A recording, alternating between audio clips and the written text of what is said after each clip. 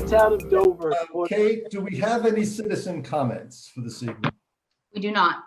Okay, so then I'm going to move to item 1.1, West Suburban Health Group, disclosure of financial interests. Let me see. Okay, so presenter is Chris Dwelly. Thank you, Mr. Chair. This is an annual disclosure that members of the executive board of West Suburban Health Group need to file with their member communities each year. It just states that we have a financial interest in the group on the executive board. So just as a quick reminder for folks, the Suburban Health Group is the group in which Dover is a member of and purchases our insurance. The town administrator and the town treasurer sit on the executive board and vote on certain policies, rates, and usage of fees. And the state just requires that we submit a financial disclosure each year. Thank you. John or Robin, any comments or questions? No, I remember this from last year and the year before. Okay. Same. Okay. So I move to approve pursuant to Massachusetts General Law, Chapter 268A, Section 19B, the exemption of Jerry Lane and Chris Dwelly's interest in serving on the Board of Directors and/or Steering Committee of the West Suburban Health Group, as their interest is not so substantial as to be deemed likely to affect the integrity of the services which the municipality may expect from the employees. Seconded, John Jeffries. All in favor, I, Bob Springett. Aye, John Jeffries. I, Robin Hunter. Okay, that's done. Then we'll move on to item 1.2, appoint backup water operator Jeffrey Brooks. Yep, I can take this, Mr. Chairman. Yeah, I gotta scroll down there. It says, it looks like I am the presenter. So it is the town's intent to hire a backup water operator to perform the duties of the primary water operator in the event the primary is unable to do so. There was some, so John or Robin, any questions or comments? None for me. None for me. Okay, therefore I move to I move to approve the appointment of Jeffrey Brooks as the backup water operator for a one-year term effective October 8th, 2020. Seconded, John Jeffries. All in favor, I, Bob Springett. Aye, John Jeffries. I, Robin Hunter. Okay. If I could, Mr. Chairman, I just wanted to quickly and publicly thank the town of Medfield, who so graciously offered up Mr. Brooks to serve as our backup operator. He's a full-time operator with the Medfield Town Water Department. And we have a good relationship with them, and they offered up his services for that. So I just, very appreciative to be able to work with our neighbors in a way that assists one another. That's terrific, Chris. How'd that come about? We just, when the vacancy came up, it was a prior employee of Colonial Water Company, and we went out to look for a new backup water operator. Carroll and I had a discussion about how to move forward, and we thought, well, hey, why not look to our neighbors, and we did, and it worked out well. That's a great idea. Yeah, terrific. Well, thank you, and thank Medfield, and thank Jeffrey. We appreciate it. I'm going to move on to item 1.3. And I'm going to take just a second.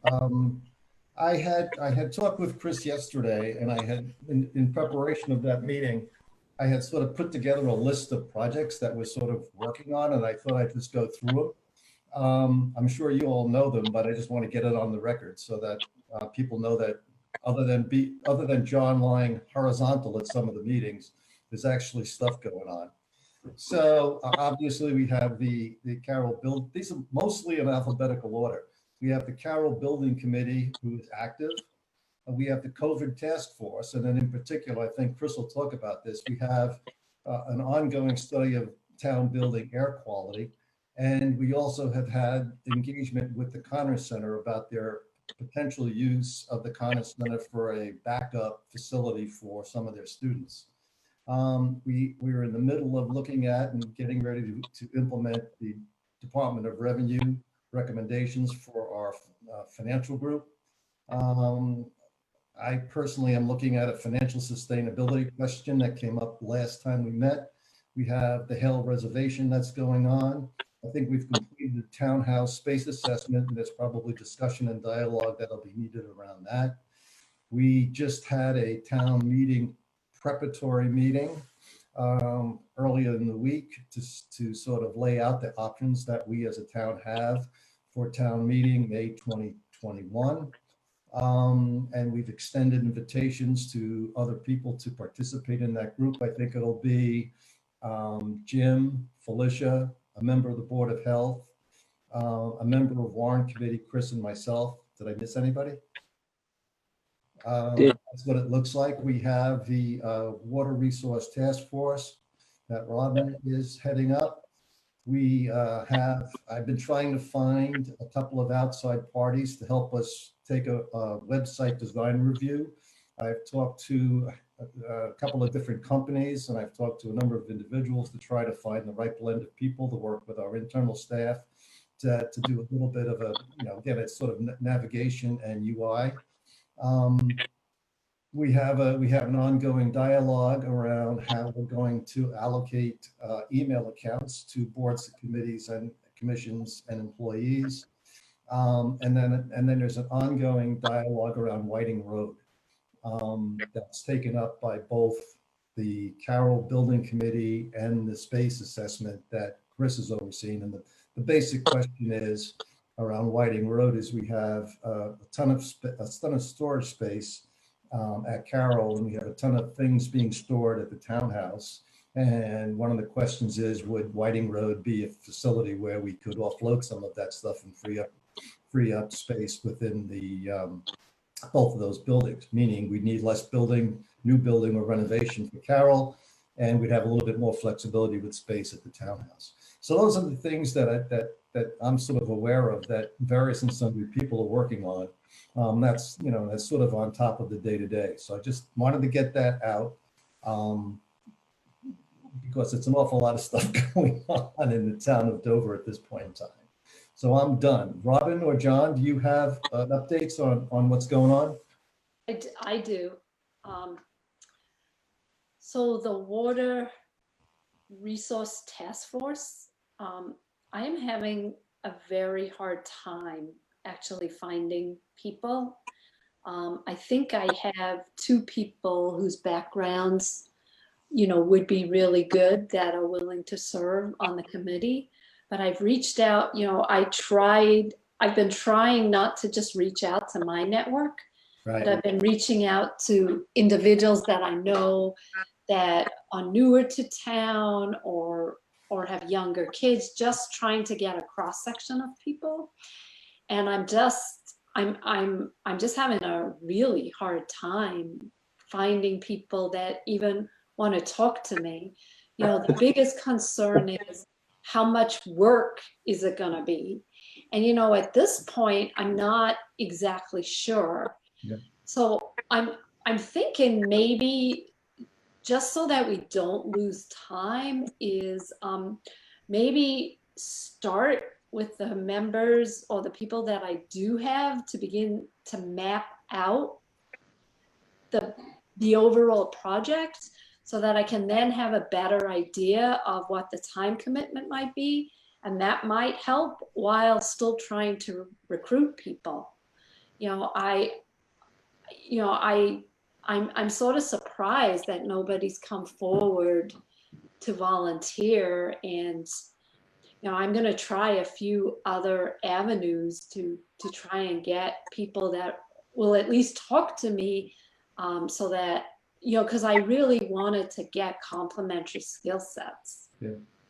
So it's taken a lot longer than I thought. Yeah, I have also, so when I tried to pull together the TAB group, and I'm trying to find people for the website. I am having equally difficult time trying to get people. Um,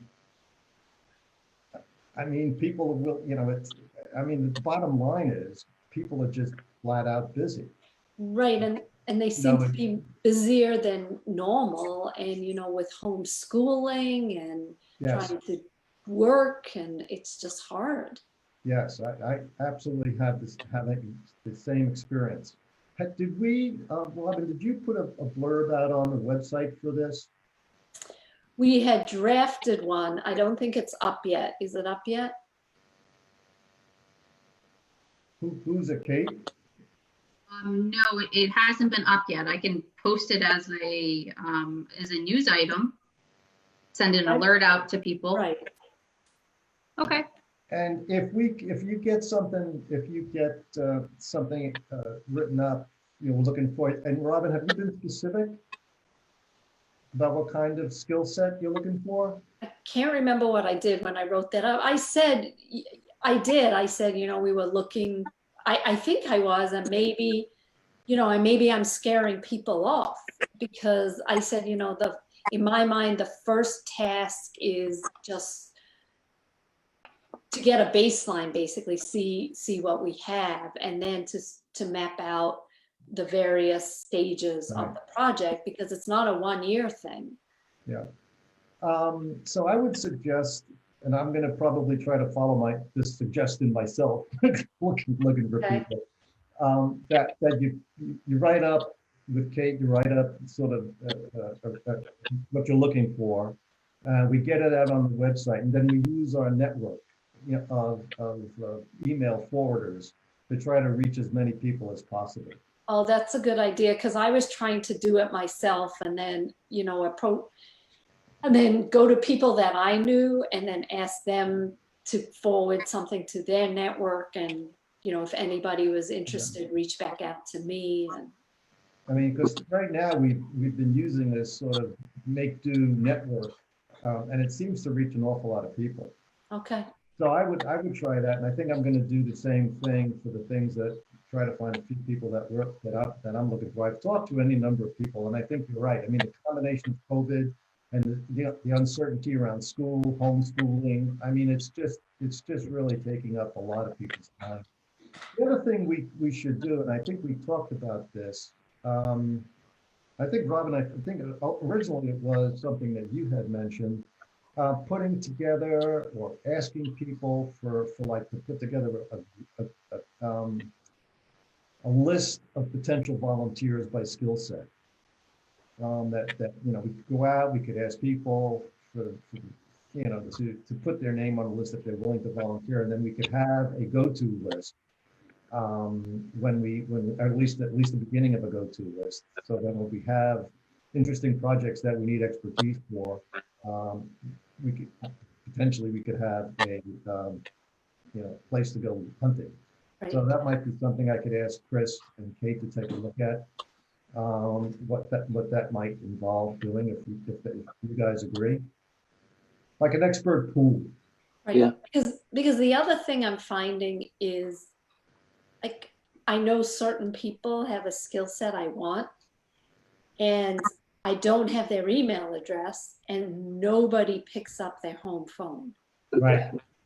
So unless, a lot of times there's so many messages on there, you can't even leave a message. And I'm guilty of the same thing. So then, I'm tempted to send out a postcard to some of these people. Please call me. Why don't we just we'll invite people over to your house. We'll have a thing on the deck, to see if we can get any volunteers. Right. Maybe if I offer wine, I'll get something. So if Lots. Kate or Chris, if you guys have other ideas about how to reach out around here, we'd certainly appreciate it. I don't want to put you on the spot tonight, but if you come up with, have some ideas, that'd be very welcome. Sure. I was also thinking I could put it out on social media as well tomorrow. Yes. When it goes out on the web. So Sounds great.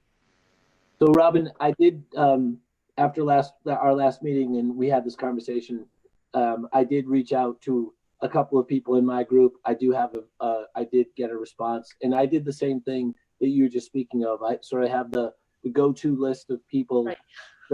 that you know their skill set, you know what they can offer. So one of the folks that did reply is an attorney, works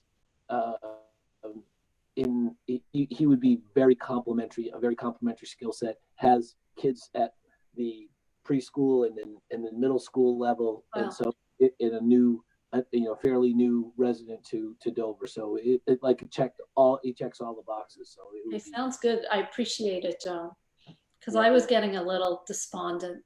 It's hard, and for all the reasons that you said and Bob said, it's where you're finding that in just sort of everything that we do, not only the town government stuff, but for schools and for all the things, because it's people's time and attention have been stretched because they're doing now, as you mentioned, 3 things at once. Their moms are being, they're working at home. They got to make sure that the kids are plugged in when they're supposed to be plugged in, and they're supposed to be at school when they're at school. So it's really, there's a lot going on in everybody's life where it's not just segmented by, go to school for these hours and then come home and worry about what happens after school.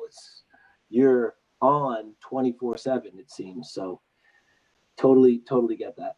Right.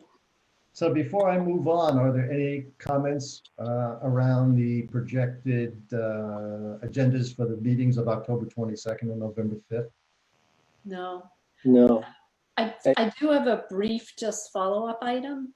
Sure. So I got a call yesterday from Dick Kobayashi. Remember Dick? Yes. He helped us with the interim search and the town administrator search. And he said to me, "It's been a year. I thought I'd check in." And I said, "Really? A year?" It seems like 5 years. Right. So, he just wanted to touch base, see how things were going, complimented the town on the process and the things we're trying to do. So I Tell just them things thought are I going would- horribly. and he sent his regards. But Chris, I feel like it's been years, not just 1 year, and it's in a good way, not in a bad way. Like when he said a year, I said to him, "Only a year?" Because we've gotten so much done. Yeah. Time flies, yeah. It really, it's amazing. Right. I said to him, "You wouldn't recognize the town." I feel as though there's been a lot of really good changes and in a very short period of time.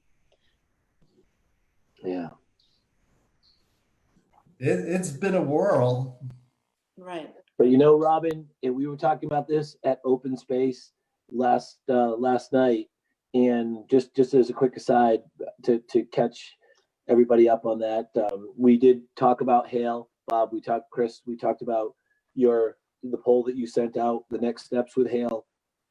Everybody was very, very happy about that. But just with regards to open space and in the context of open space, one of the things that we've all just said is, my God, there's been so many changes, but really so many positive things that Dover has done, in essence, to keep things the way they've always been. And you think how the two can be so compatible. We have really, really worked hard, so there haven't been people who've missed a beat along the way. Which I think is a huge compliment to everybody inside the building, Chris, and all of the people that work as an integral part of all the staffing and all of the members.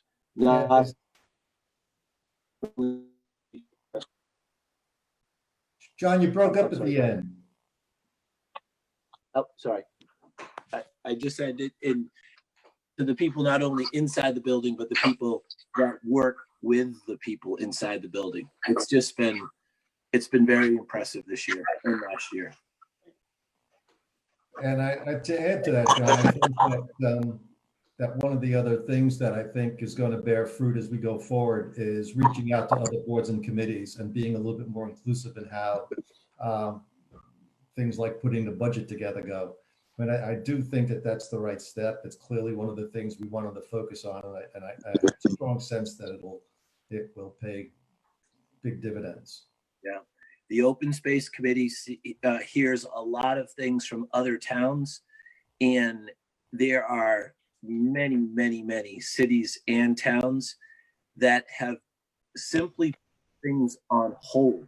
They have walked away from projects. They've walked away from commitments. They're financially unable to complete projects that are really important to the functioning of the town and to municipal governance. We are very fortunate that the steps we've taken, the things we've done, the way we've been able to execute on our multi-year plans. It really is a very good place for us. And as we've all said, it takes a lot of work, given even the things that we've been through, the COVID, the drought, the COVID. Just an FYI, we're still going through COVID. Yeah. Unfortunately. And we're going to continue for a while. Good point. Very good point. Yeah, there's no such thing as post-COVID. It's always going to be with us. Yeah, it's in the world. Yeah, but just think, Robin, in the year of which Dick was talking about, what we've been through as a board with just putting together a town meeting. Right. So, so it was actually, I was really glad that he called, because it did make me reflect on everything that we've done. And it made me think about the fact that Chris has been here for only 1 year. And Kate, you haven't even been here a year, right? But Dave, these guys are still Right, rookies. Dave. And then we have Mona. Mona's The actually foundation of it all.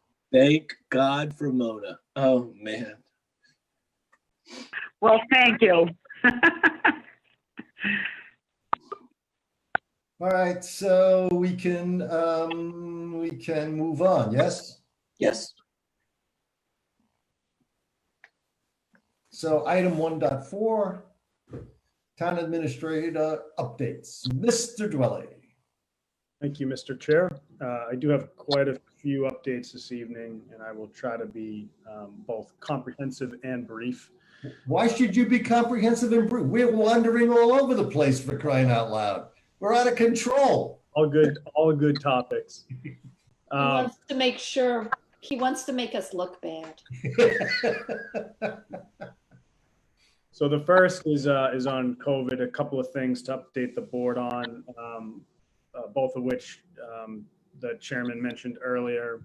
So the first, as you know, we got our air quality assessment for the Carroll Community Center, and the determination was made 2 weeks ago by the town's COVID task force to not open up any programming in the Carroll Community Center based on the assessment and the assessment that was done by our consultant. So the next steps are a smaller working group made up of Carl Warnick, Kate Peterson, and then the two department heads, Janet and Mark, over at the Carroll Community Center, are going to work to identify which specific rooms they would like to potentially use as programming rooms. And they will work with the consultant who will continue to work with us on how we could potentially mitigate some of the air quality and air circulation concerns that were identified in their assessment. So what they're trying to do is to try to identify some short-term, low-cost improvements that could be made to get some type of programming going back into the building. So they'll be doing that over the next few weeks.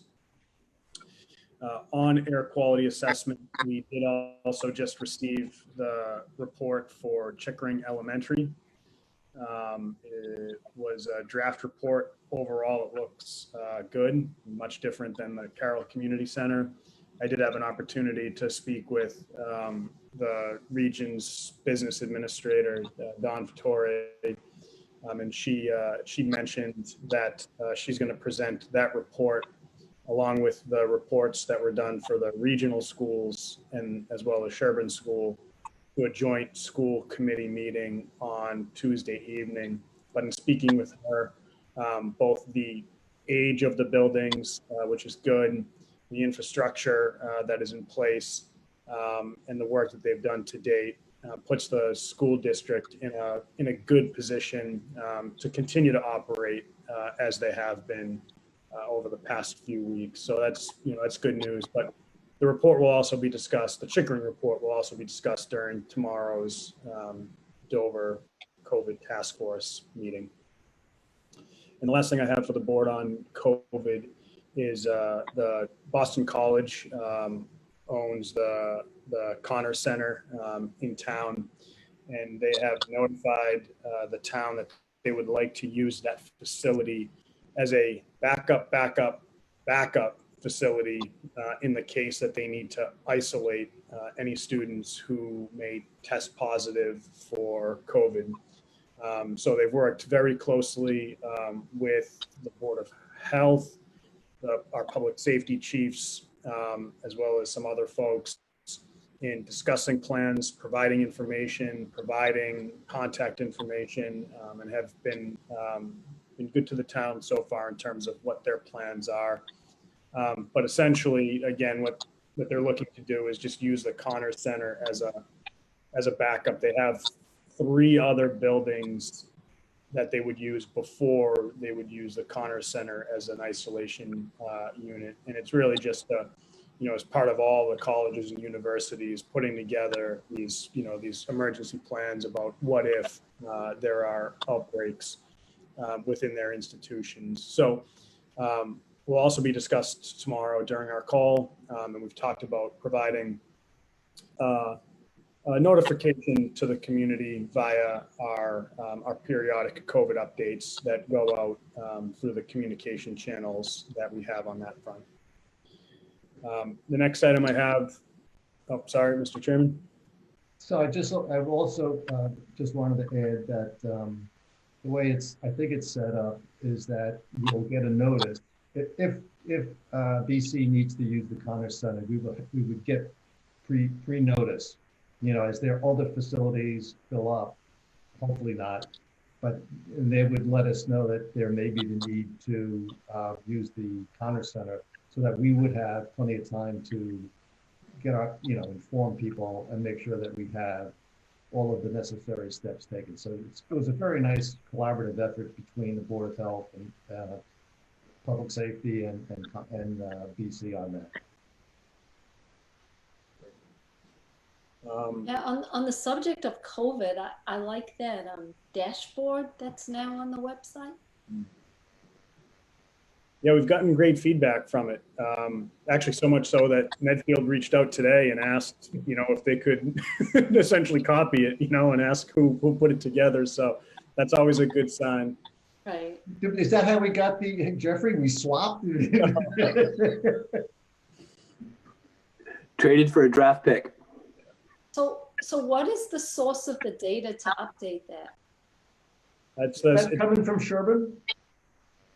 It's state data. It essentially aggregates a lot of the state and DPH data, as well as some local data points if they exist, into what's a dashboard that automatically gets updated. It's embedded in the website, so there's no manual updates that need to happen. It just as the data feeds into it, it automatically updates, which is nice.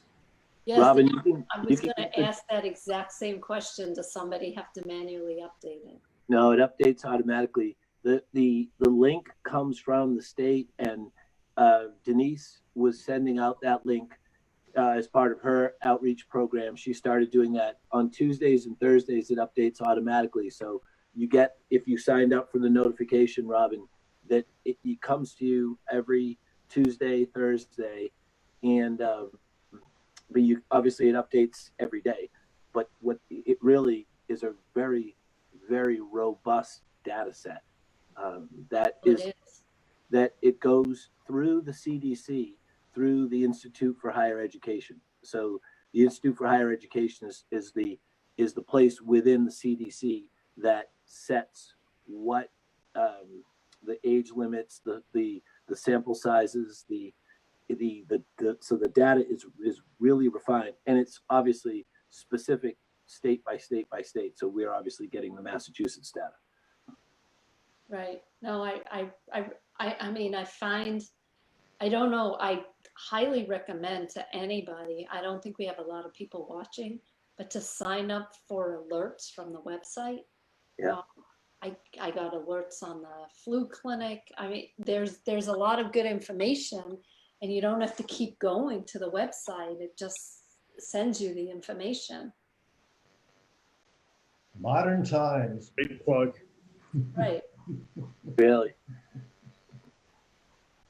So the next item on technology that I have, the chairman referenced this. We're looking to, as we talk about modernization and transparency and documentation, we're looking to formalize an email policy, which is something that we should have in place in town. Part of that policy will incorporate how the town distributes emails. Presently, every member of the community, whether they are staff or volunteer, receives an email. And we've done some analysis about email usage as it relates to boards and committees and their desire to have an email account. And there's some opportunities for us to take a closer look at that. So Dave has been working on that in conjunction with the tab on a recommendation to the community on which way to head. So that'll be forthcoming over the next few weeks. John? Chris, I know as part of his orientation, you sent Dave up to the 3rd floor to count boxes and to see what the recommendations would be with regards to document storage. Is that all part of the document storage, the document maybe moving the boxes out of the 3rd floor? Is that all part of this, or is that all part of the other assessment with the building assessment and renovation plans?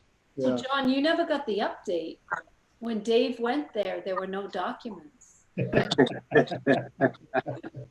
were a couple of crypts. Poof. There were some old town administrators up in the and selectmen. Bodies of selectmen. They're all interrelated, but the email piece is solely focused on email. Dave will be providing the board in the next few weeks with a comprehensive update on 2 things. One is the documentation, the digitization of the documentation. There's a lot of progress that's been made in the attic, as well as long-term plans. He's been working with the town clerk, who is the town's records access officer. But as you can imagine, our town clerk has got a couple of things that she's been focused on over the past few weeks. So, but that'll be forthcoming. She's continued to do a great job with Dave on that front, given everything that she has in front of her. And Dave will also be providing, and this is part of my next update on technology, a comprehensive update on the Active Directory work that has been done. And I know for some folks who might be out there, Active Directory, I'm not sure what that means. I know everyone here on the call does, but he'll discuss everything that's been done and the benefits that we'll see both short and long term in undertaking this work. And again, this is all part of the towns and the board's modernization and digitization goals that have been set out. For Carroll Community Center, just to recap for folks, they had over 60 people participate in the community forum, which was a really nice attendance. A lot of folks participated. There was some great citizen engagement. They also issued a survey to solicit input and feedback as they start to head into the design phase of the project. That survey was distributed widely and closed yesterday. Not sure what the response has been, but I imagine they probably got a pretty good response based on the engagement in the past. The building committee will meet next on the 14th. Hale, Selectman Jeffries mentioned it, we'll be meeting next week to pick back up the appraisal process for the property and how that task force wants to move forward. So I imagine in the next couple of weeks, we'll have a more concrete update for the board, but that's the next step, is to pick back up the appraisal process and how the task force wants to move forward with Hale's proposal. And then just a few quick hits here. Colonial Water is working on water main updates over the next few weeks. Regarding the water plant upgrades, they're awaiting DEP approval. They say that all improvements will be completed by Thanksgiving. I've got a call into DEP, to see if they also have an update for the community from their perspective on how things are going, which I'd like to get to the board when I hear from them. Our land use director / full-time planner position was reviewed and approved by the personnel board last week, which is really great. And so that position has just hit the streets, so to speak, today. The recruitment will close in a month, at which point we'll follow a similar process as we've done for all of the hires that we have had since my arrival, which will be a panel style interview group made up of staff and community members to make sure we really get a dynamite candidate here. This is a key position, as everyone knows, and really excited to see what we get and to see who we get and to move forward with that position. So town meeting preparation, the chairman mentioned, we had an initial call yesterday. I've got nothing more to add, just that we're moving forward as that small group to make sure that we're in place for an annual spring town meeting. Two last updates. The protective agency's roof is finished, which is great. We've got our shingles on, we've got our gutters up. The project came in under budget, about $80,000, which is fantastic. And they did a really great job, had a good architect with it, and had a good GC with Carroll on board. So they've got a couple of small finishing touches related to heat wires in the crevices so that ice doesn't build up. But for the most part, the roof is finished and is on. And then I just wanted to take a minute to thank and recognize the highway crew for all the work that they did overnight and throughout the day in response to the storm that came through town last night. They did a great job in getting everything that they could within their span of control complete immediately. The last I had heard was we were just waiting on Dedham Street to get cleaned up. We were waiting on Eversource to come, and they needed to be on site in order for the tree that really crossed the entire road to be removed. We need to get their approval for the wires to be shut down and to have them on site in order to do that work. And as of 4:30, the crews were out there. But other than that, there's a couple of folks who were without power, but they did a good job in cleaning it up. And it was quite the storm. It seemed to touch down in various pockets in the area and in our surrounding towns and caused some really devastating damage in some areas. But overall, the town fared well. So I just wanted to thank them for their work. Yeah, it does an excellent job. Driving around through Medfield on Pine Street, there was a huge tree down. I didn't hear, I was going to ask whether or not there was some power outages. I know there was some, I didn't know we had any in Dover. But man, it was a quick hitter, and it was violent. And we got a lot of rain in a really short period of time, but not enough. Not enough. No. It needs to be days at this point. Chris, did you go through your list? We did, yep.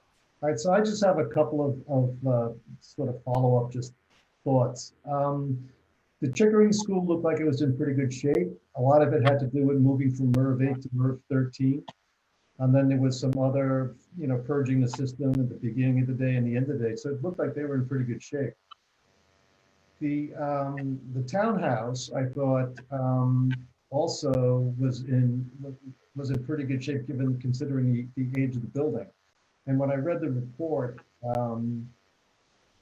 what I was struck with was the aging of the infrastructure in the townhouse.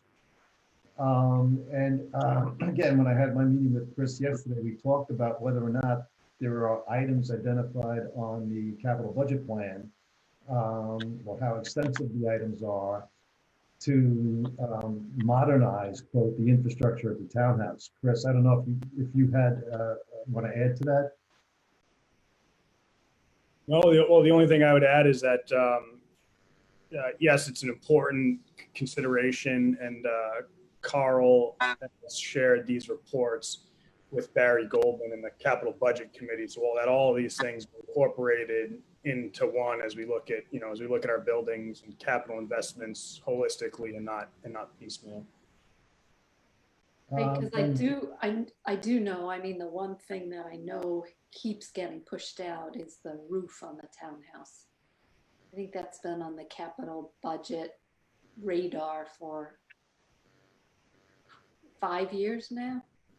It's going to be recommended this year, at least from staff. So my takeaway was we have a boiler plant and an HVAC system that, given what's going on in the world, probably is going to need to be replaced. If I don't know if you can upgrade it, that will be, I presume, a reasonably expensive item.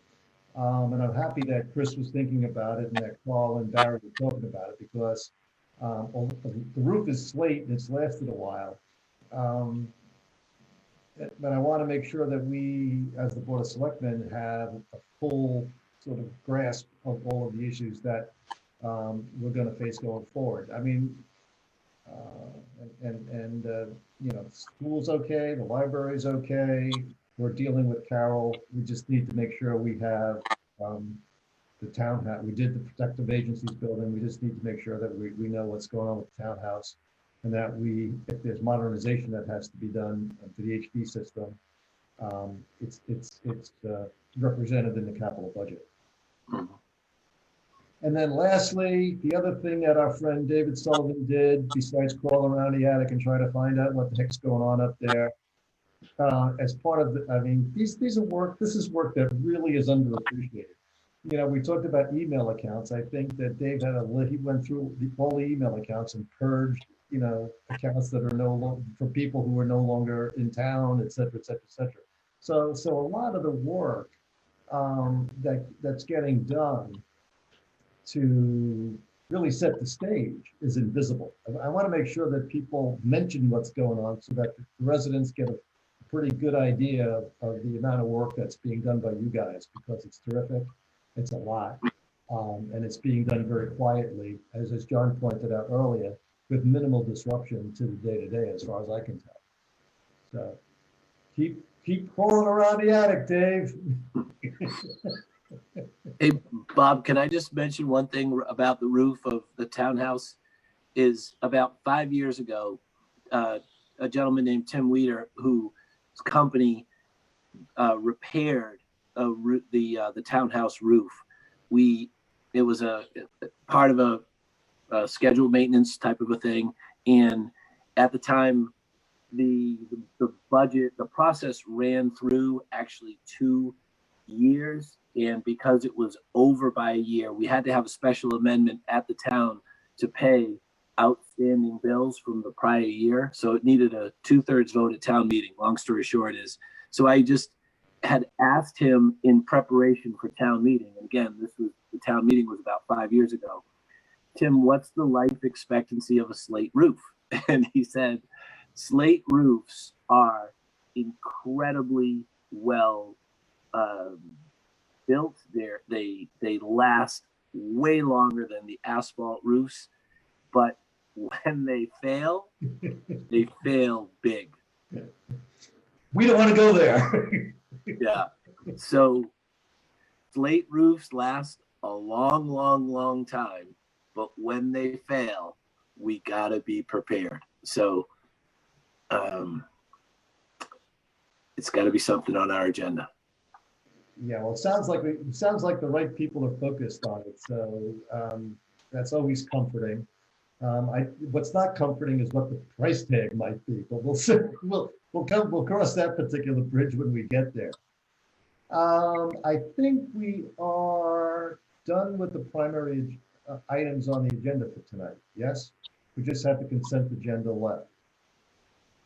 So,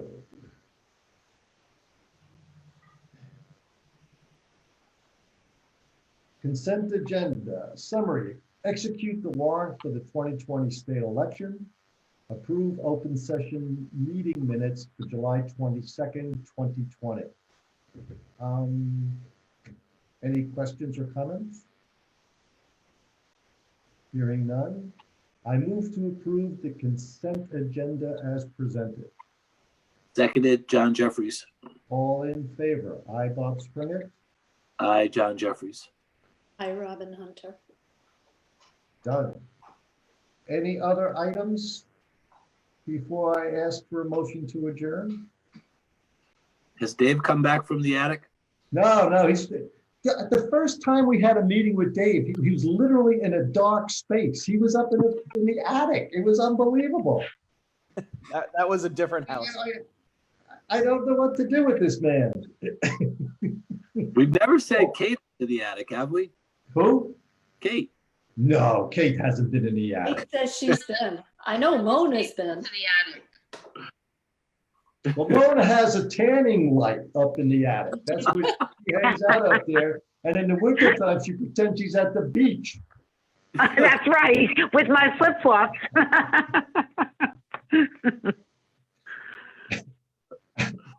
All right. Well, thank you all.